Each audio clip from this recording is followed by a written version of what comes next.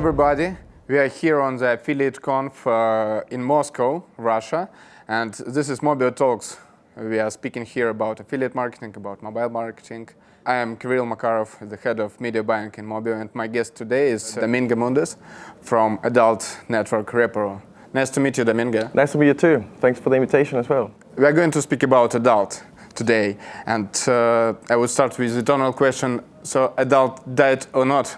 Do you mean you want to know if it's good or not? Yeah. Of course, it's really good. I mean, as I was saying to a lot of people earlier, it's a big industry. We're talking about $13 billion dollars industry, right? Yeah.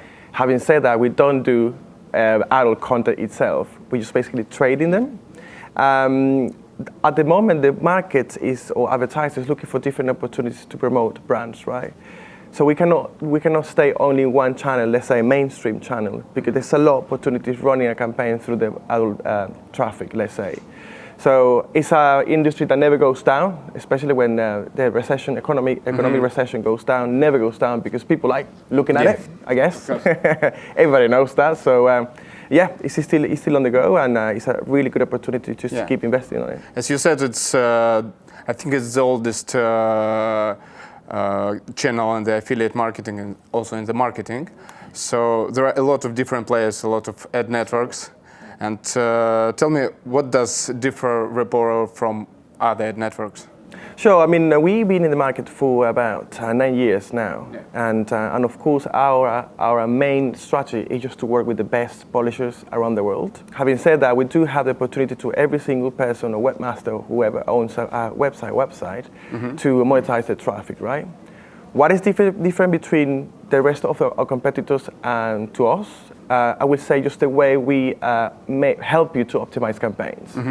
What I'm saying with this is that we have the option now to, let's say you run a campaign with adults, we have the option through a self-service where you can optimize the campaigns based on a specific publisher if you know that publisher is converting good for you. Yeah. So before, I mean, you have the option to run on network campaigns where you have a target, you select the country and so on. But at the same time, after running a test, let's say 48 hours, where the traffic comes into any campaign, you can see the performance, and you can see exactly through a like a publisher ID. Yeah. You can see what's the zone that converts better for you, so you can start either bidding higher, because we work on a bidding scheme. The person who pays more, the advertiser who pays more, they get more traffic. So you can bid higher for the one that converts for you, maybe lower your bid for that zone that doesn't convert for you, or even block them if your CPA is just too high. So I think that's a little bit different we have against competitors. And also we have a very good relationship with publishers, and the top publishers generating high quality traffic for us. We always keep them happy in order to get the return of investment they need. Yeah.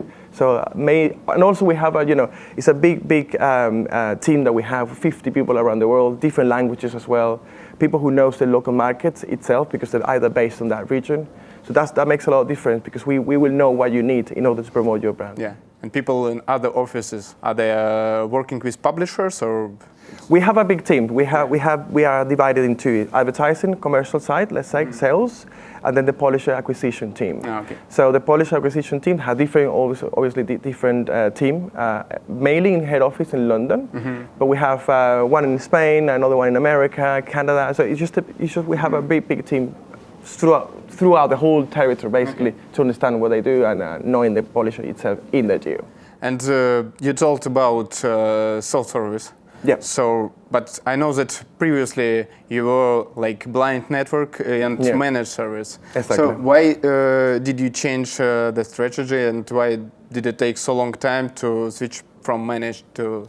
It's quite curious because yes, we were a blind network mainly before because some publishers are quite reluctant to say who they are. Okay, and at the same time they want us to protect them. Because at the end of the day, I'm buying the traffic from them, means the traffic is not mine. So, but also the markets have changed and the way to optimize campaigns have changed. So there was no point to be blind anymore. And at the end of the day, people know what sites, adult sites are out there in the market. So we decided to change that. Yes, it took us a little bit longer than expected to get to offer the self-service. But again, we have built our own platform since the beginning, from scratch. Yeah. So yeah, we've got it now. It took us a little bit longer, but yeah, it's actually available for everyone now. Now it's a lot easier to start to work with you. Exactly. I always wonder regarding the adult market. It's a well-established market now. Should we expect the same trend in adult, and will be some big players who will merge other small players? Or I guess you're saying this in like if it's going to become like a monopoly. Yeah. To be honest with you, everything's going to depend on the quality of traffic you're delivering, the quality of service you actually giving to your advertisers. However, I don't think it's going to be I mean, it's not going to be a fact of being a monopoly in here, because, as I said, it's a big industry. It's a market for everyone. What's going to happen is, yes, you're going to have top players in the industry, and you're going to have top traffic owners, let's say, or ad network affiliate. It depends really how do you really give the service. I don't think it's going to happen.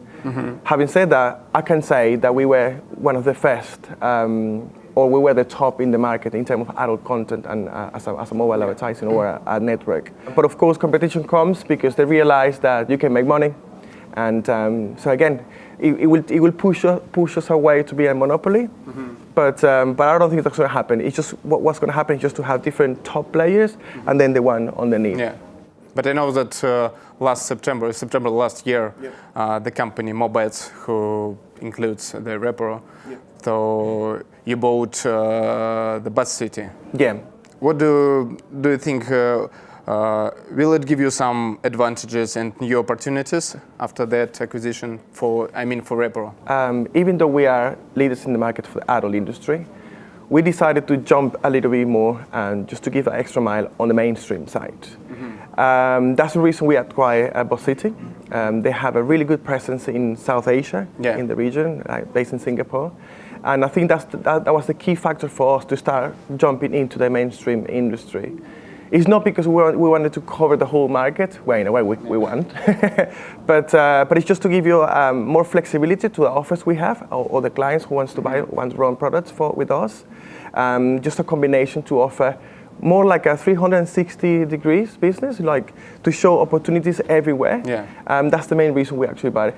Benefit from that, again, it's going to be a bigger sales force, knowledge about on the geo, based on the geo, because we have people down there.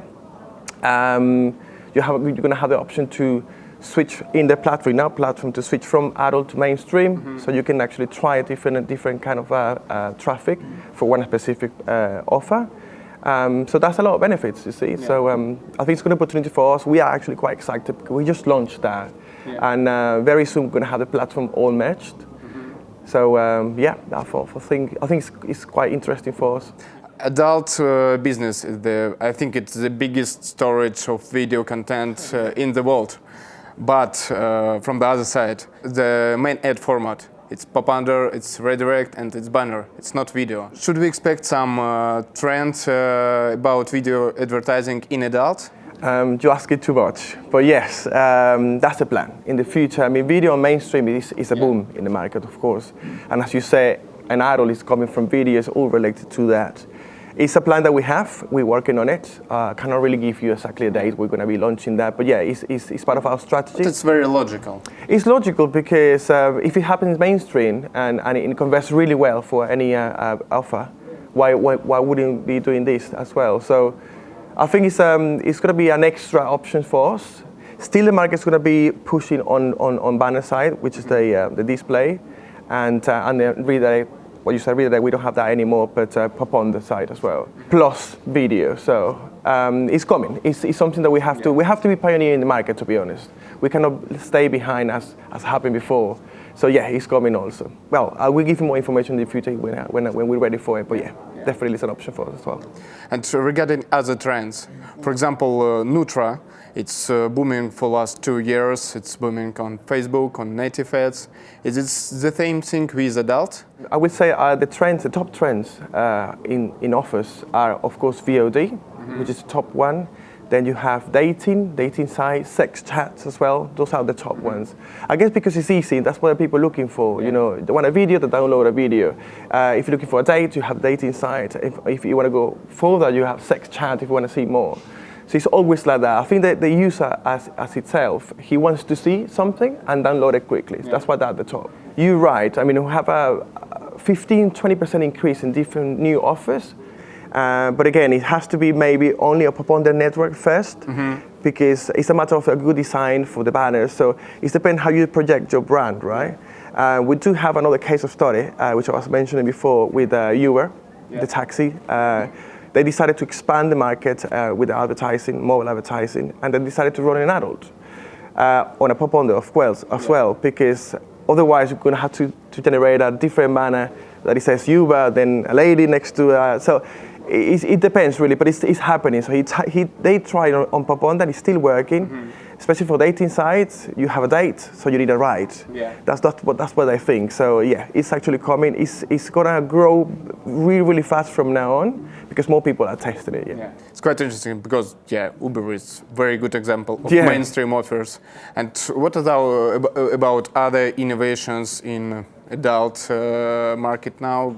Probably some technology innovations, or maybe some creative approaches, new banners, landers. Yeah, as I said, I mean, at the moment, nothing has been created. I mean, not everything has been created yet. But what is in the market now is a matter of optimizing and being pioneer. So every time you run a campaign, whatever product it is, you need to make sure that you have the right banners, the right sizes banners, because not all publishers have different zones or have all the zones in terms of sizes. So that's something you need to be aware of. Try to push your current products in, towards the user itself, thinking more about what the user wants rather than how you make money, if you see it in a way. That's the key for you to know if the product's going to be successful. So it's about optimization, really. Trying to get maybe the best deal from publishers or traffic, understanding the market, understanding the publisher itself. If you show or if you know you want to promote a site, an offer in a specific site, look at the site, look how it looks like, the layout, how your product's going to look on there. So it's all about optimization. That's going to give you the key. And I have one more serious question about adult business. It's about policy and about moderation, because usually it's a pain for affiliates. Adult and specifically poponder traffic. It's traditional sphere where there are a lot of misleading ads, a lot of negative user experience. And is it a pain for you, like for a network? And how strict do you fight against it? Look, we do have a compliance team which is really strict. We have a bot report basically on a daily basis. We try to control, and the system will report if something goes wrong, if you have misleading information, or if you just have maybe an illegal site, or so on. We do have a team, about 10 people integrated from traffickers to operations, that check on a daily basis what's wrong. Of course, it's difficult to control it. That's also happening in the market. It happens everywhere. But we do have a team who are quite knowledgeable about the market, and they know the regulations, based on the carrier, the countries. So we work on it. So we do have a way to control it in a way. I would say 90%, but there's always 10% in there that you lose or you miss. But on a daily basis and based on experience or previous cases, we try to change that for better. So thank you so much for this conversation. I have, just for conclusion, few questions, just for fun, not about business, not about work. Bring it over. So, because for me it was always interesting about people who are working in adult sphere. Right. So are they just usual people, or there is some footprint of adults on their business? So do you have, for example, your office, is it just office of usual advertisement network, or you have some, I don't know, some hot girls in bikini going around the office, something like that? Yeah, I could tell you, as soon as you open the door in our office, you see a lot of girls around, naked girls around. No, I'm joking. No, it's quite interesting you asking that, because I've been working here in the industry for about 6 years, as I said. But before, my experience in fast-moving consumer goods, I used to work for Procter & Gamble before, for example. It's a completely different market, different industry, right? But it's the same. I mean, if you see our office, it's quite friendly. We have a table, pool table, and all relaxing. But what you see is just people with 3-4 screens looking at data, analyzing, optimizing campaigns. It's nothing really with adult. Yeah. We don't produce adult content. We don't produce movies, for example. So yeah, no, I'm afraid no. There's nothing fun apart from making money in our company, to be honest. But then you have the shows, and you have time to talk to people who do produce videos. Sometimes they invite you, and it's quite fun. But it's nothing more than that. It's just another industry as any other. Yeah, but are you looking only on figures or on banners as well? So how much porn do you watch because of the work? Exactly. The only porn I watch is actually when I look at banners and double check if it's good or not, good quality or not. That's it. There is definition like banner blindness, but in adult probably there is something like adult blindness. We don't actually. We don't really.